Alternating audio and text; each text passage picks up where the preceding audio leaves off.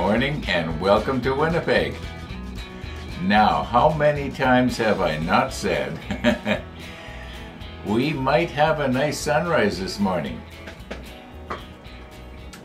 The sky is basically clear, and this morning I think we will be able to see definitively exactly where the sun is breaking the horizon. Or maybe I should say coming over the berm, because what we are seeing there is not really the horizon. The horizon's a lot lower. Anyway, we'll call it our horizon. Now, everything is pretty much the same as it was when I shut down yesterday afternoon. There is going to be a rollback, and I may as well warn you right at the outset. It's going to be long and drawn out and completely uninteresting to some modelers. So what I'm going to do at the beginning of it, I'm going to drop down on the bottom where you can scroll ahead to get back to the model ship, because it happens down in my workshop. Which in a way has not a whole lot to do with the model ship, but that's the way it goes. That's the way I do my episodes. It's if you read the description, for years it said that I may get into something completely unrelated, and I've tried to warn people to that. This, you know, some of the model ship creators, you know, they're doing YouTube things like Jason and Nigel and other people that I watch, and Steve, yeah, they keep it to the model, and maybe only once in a while they'll refer to something that is not have anything to do with modeling.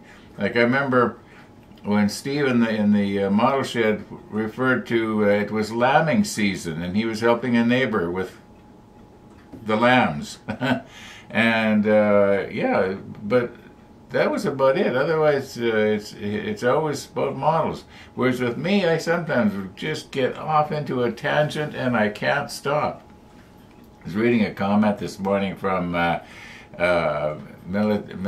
modeler Paul, and he was saying something about not knowing when to stop videoing or something like that, and I commented back to the effect of, I know exactly what you're talking about, because I got that same problem. And that's what happened to me down in the workshop yesterday, and it's going to be in the rollback you're going to see. I just pressed record and then started flapping my lips, and I couldn't shut up. All I can say is sorry about that.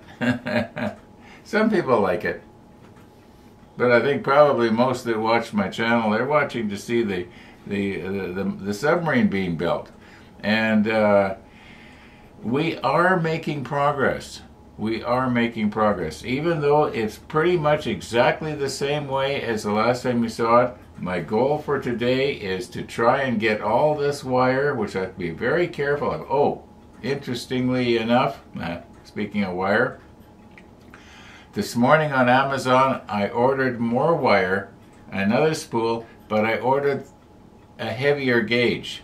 I believe it's going to be about twice as heavy as this, but not necessarily twice as thick. But I think it's going to be a lot less fragile. Working with this stuff is literally like trying to work with human hair. You know, just for the fun of it, I should take and measure one, and just and see what is the diameter of that wire. Well, it's still got its enamel coating on it. That'd be kind of interesting. Yeah, I'll get up my super accurate measuring thingamajiggy, and yeah, you know, I'm having a hard time remembering the names of stuff. I hope this doesn't is not indicating something bad's happening. A micrometer. It came. A micrometer. Okay. Let's. You know what? I think I've done enough lip flapping here, as I say. Why don't we roll back, and like I say, in the bottom of the screen I'll tell you where to scrub ahead to get to the end of it.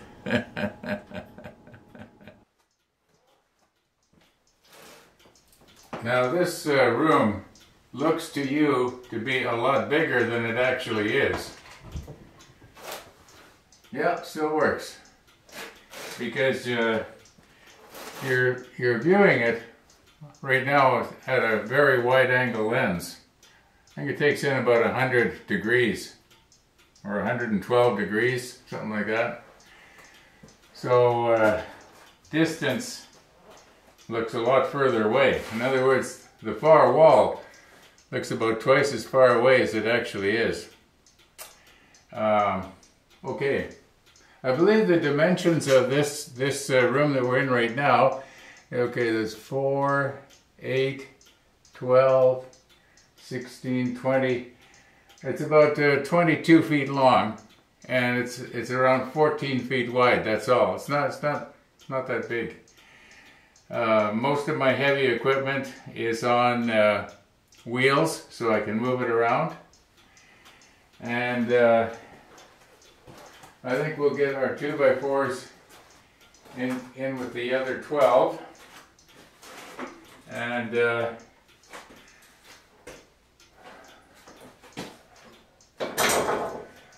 I'm too lazy to make 2 trips, but I don't have the strength to do it in just one.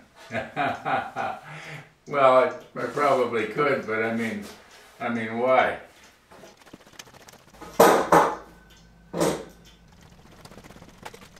Thank goodness for time lapse.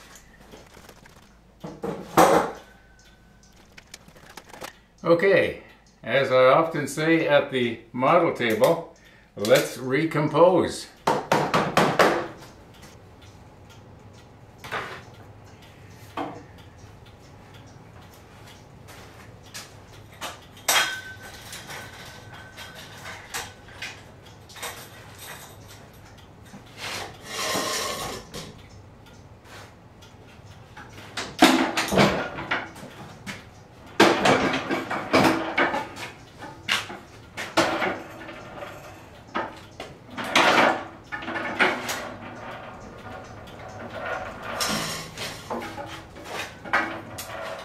Okay, and I'm probably going to want to be cutting the 2x4s right here.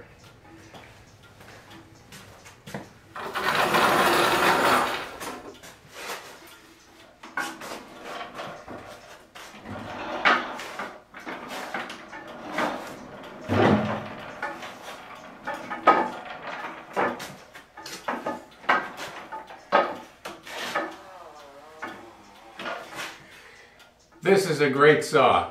If you're in the market for a, saw, as far as I'm concerned, this is probably one of the best on the market. At least I like it. You'll see it demonstrated as the weeks go by. My plan is to do a little bit every day.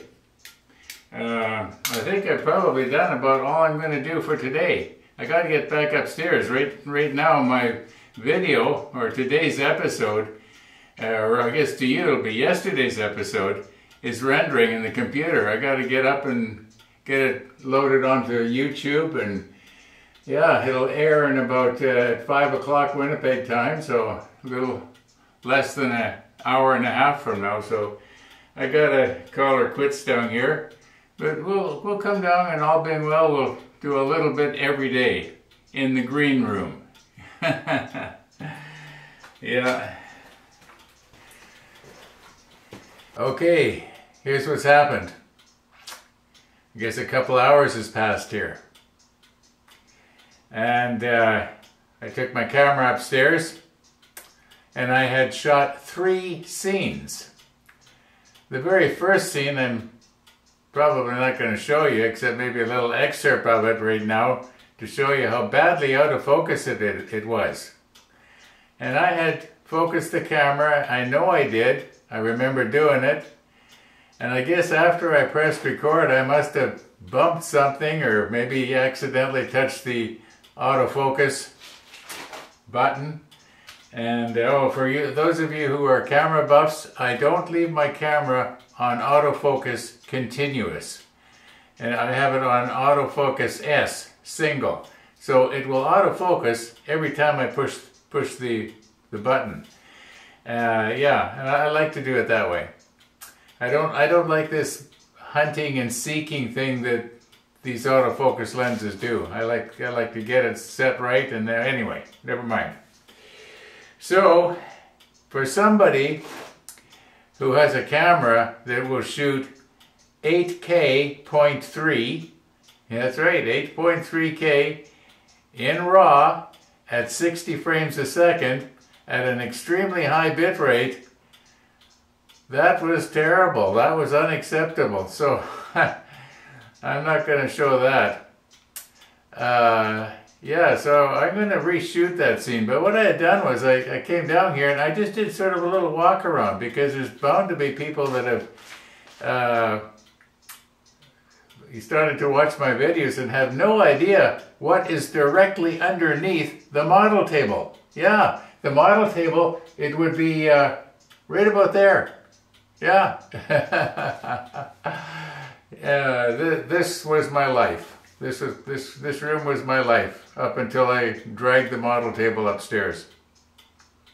Anyway, I'm going to reshoot that scene. I'm just going to sort of walk around. Oh, another thing I remembered is that I didn't explain why we're down here.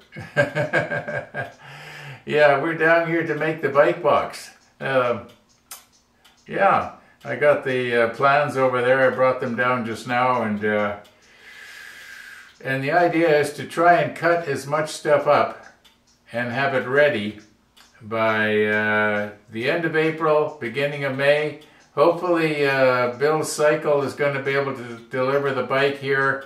Well, I'm sure by the beginning of May, the snow should be gone. We could have a blizzard that would, you know, snow us in at the beginning of May, but it's not too likely. Usually the end of April, the snow is gone. So, yeah, I might be out on my new Rebel, all being well, at the end of April. That'd be nice. We'll see how it goes. Anyway, let's grab the camera off the tripod, and we'll just sort of walk around the basement here, and I'll just give you a quick tour of my shop. It'll only be about a minute. I'm not going to explain every machine. Most of the machines, you guys know what they are. Except maybe the hollow chisel mortiser, eh, Jim? Yeah, not too many people have one of those, and I wouldn't recommend getting one. It's something you think you gotta have, but you just don't use it like you think you will. Anyway, I'm starting to ramble here. I think I'm getting tired. What time is it anyway? 10 after 6. I made that clock about 30, 40 years ago. It was one of my first ones. That's why it's such a funny shape. But it works. Okay, let's do a quick walk around, and then maybe we'll go back upstairs and see if we can do something with the LEDs. I don't know what though. Yeah, I don't know if I want to wire up all 7 or not. And yet I'm kind of anxious to see what do they all look like when they're all lit up. But anyway, let's walk around. Okay, just quickly here, before we do our walk around, these are the sort of things that we're going to be cutting up. They don't mean a whole lot to you. Oh, this piece here, I'm going to probably have to use the bandsaw on, because I'll have to come in like this and come to a stop and then do another cut. But the rest of these cuts, they're all just, you know, straight cuts. So we can use the power miter for that. And yeah, try and get as many of these pieces, you know, done up as possible. Okay. Okay, when I come down the stairs, this is the first thing I see. And of all the tools I've got, this was the biggest disappointment. In order to change the belt, you had to take the table off. And what a nuisance. So I ended up making my own table. Anyway. Okay.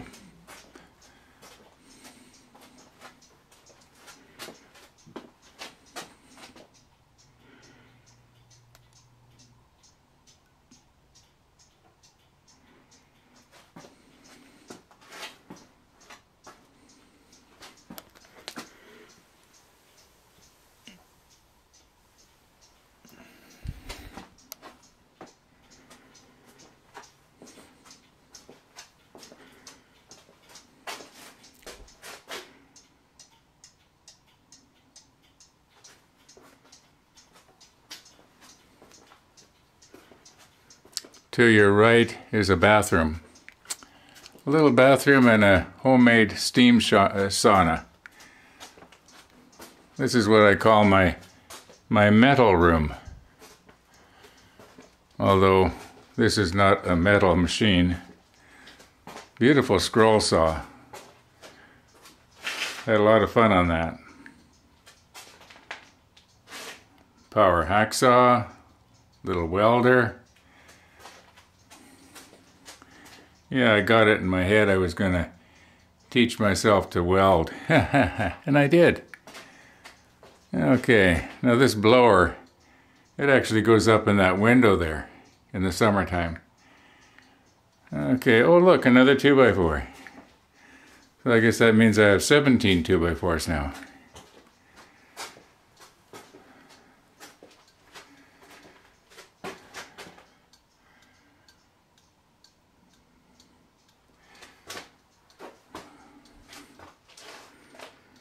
I got a little bit of scrap metal here in case I want to stick something together. All right, let's go into the main workshop.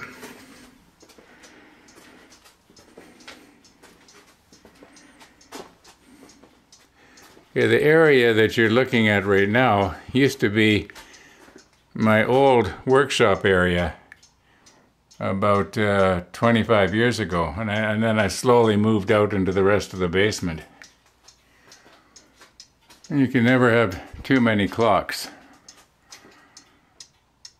And another model ship.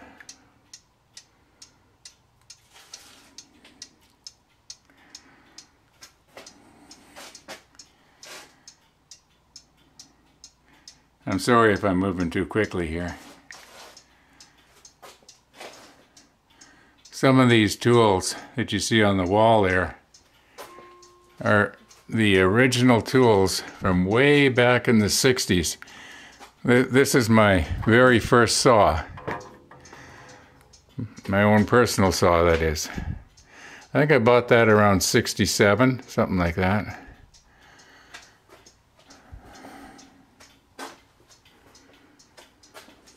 Okay. So I guess we'll go start to the left here.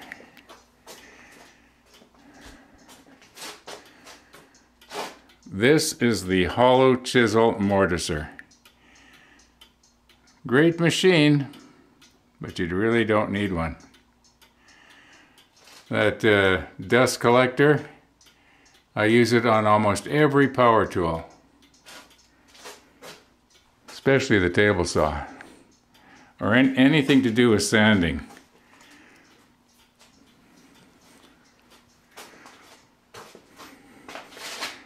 That's a great table saw.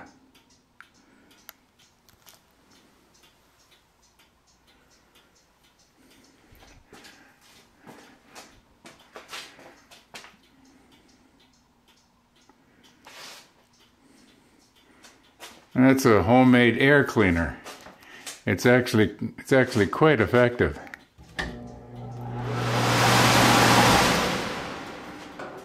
It's probably better than most that you can buy.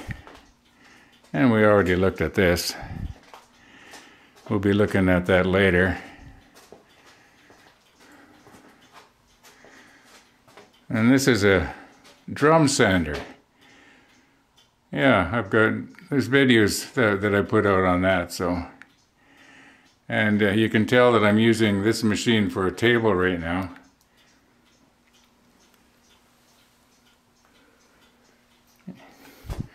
Yeah, a lot of my pen turning stuff was on here.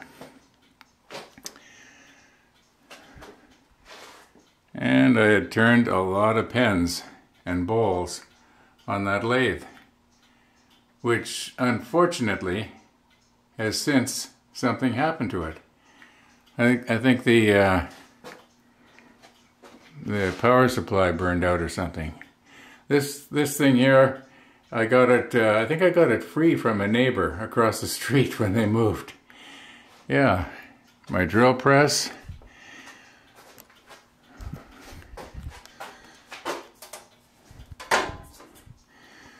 And my small bandsaw, my large bandsaw.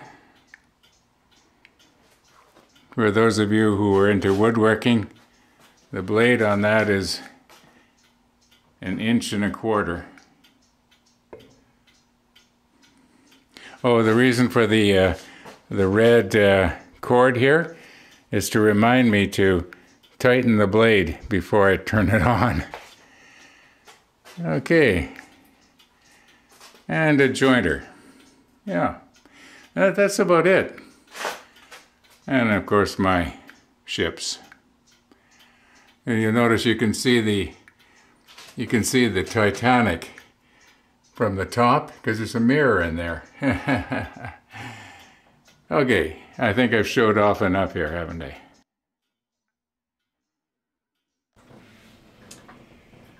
Okay, I think we can both see this.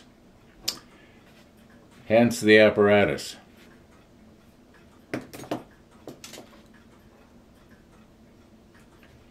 Now we've got our very fine wire going on here. Where's my crochet hook? I had it, oh, I was going to say I had it a minute ago. We're going to try and draw a little bit of this wire underneath that caliper. And I guess first of all what we should do is check and zero everything. I'll move you in, and you should be able to see it clearer. Not as clear as with the macro lens, but clear enough.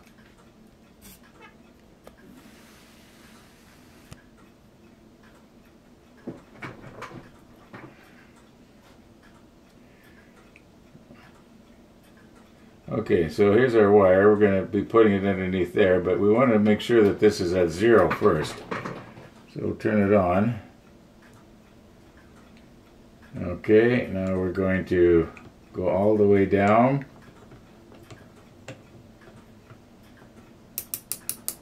Okay, we're going to make sure it's at 0, and it is. Now we're going to back it off. Put our wire underneath.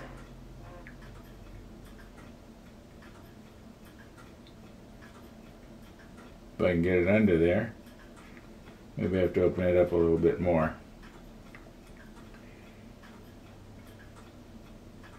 Like, whoops, I almost had it. Maybe if I use Tony's tweezers here, I could do a better job.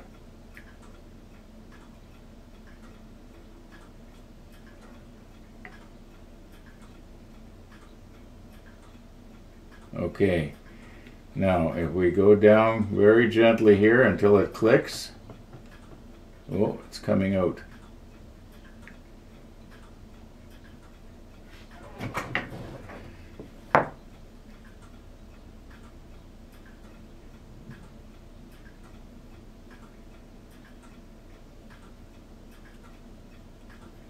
Now I'm going to maybe have to hold it there.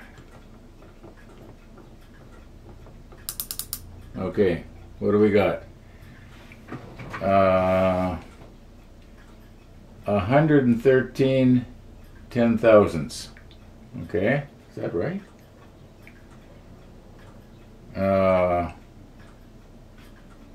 10 hundreds, thousands. Oh no, pardon me. 113 thousandths.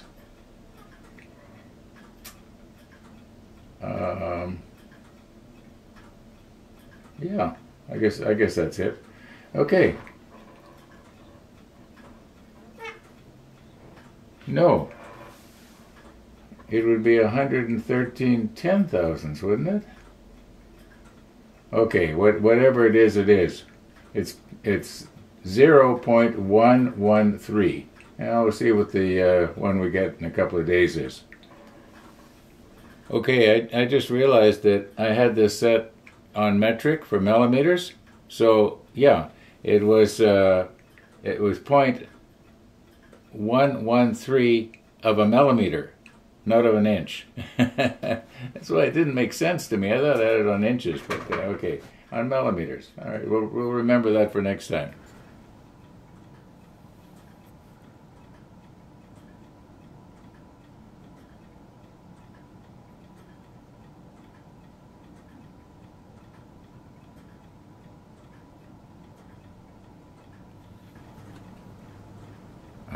Okay, I basically have all of these wires untangled.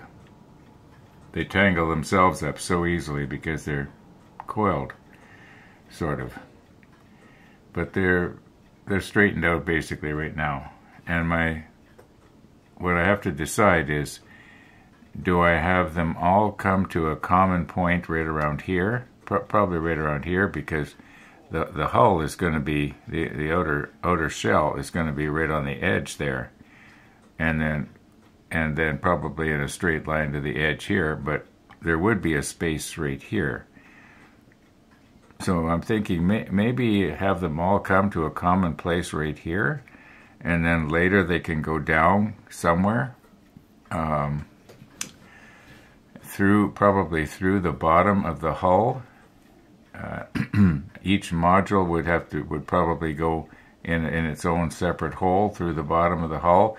Then they would all sort of angle back to wherever I'm going to have the potentiometers. I have trouble with that word. Okay, now this first one, I think maybe what I should do is glue something onto the plastic here that I can just sort of, maybe a little short piece of sprue or something, and then what I can do is I can wrap the wire around it, if you know what I mean. So this one here would be the last one we do.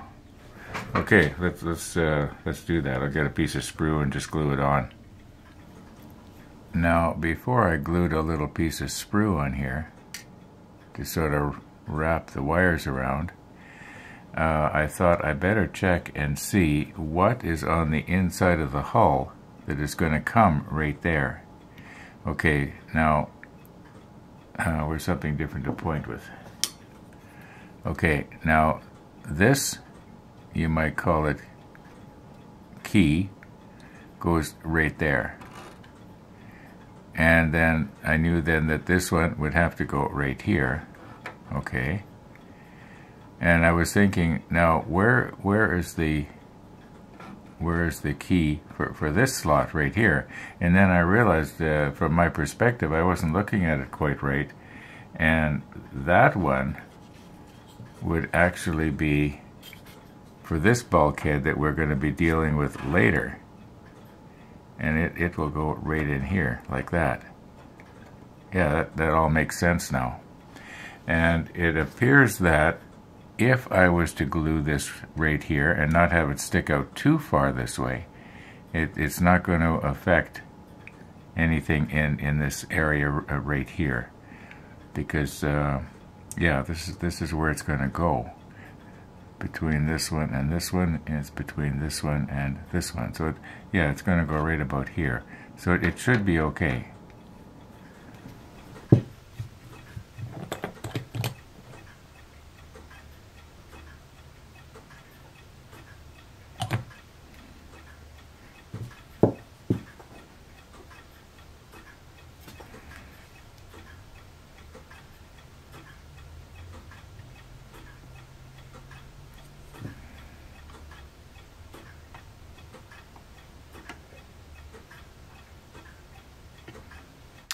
Okay, now I am wondering, should I maybe be putting a little pin or something, a little plastic piece of sprue like here and so on all the way along, so that I can have the wire come straight down and then hook around and then go to this one?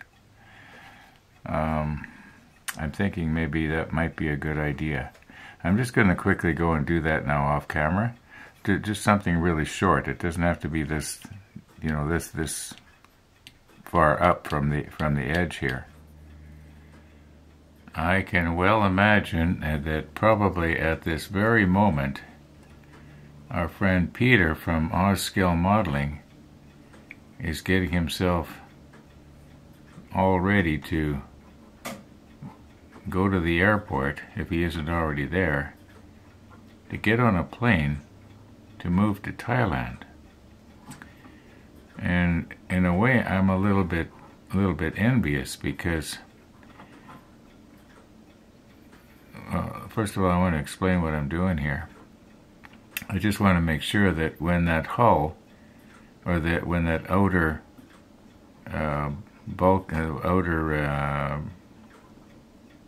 hull, yeah, the outer hull is in place here, which is going to have a bit of a curve this way. So I just was concerned that maybe this one here was going to catch, but it doesn't look like it's going to. Yeah, okay, so anyway, Peter's moving to Thailand.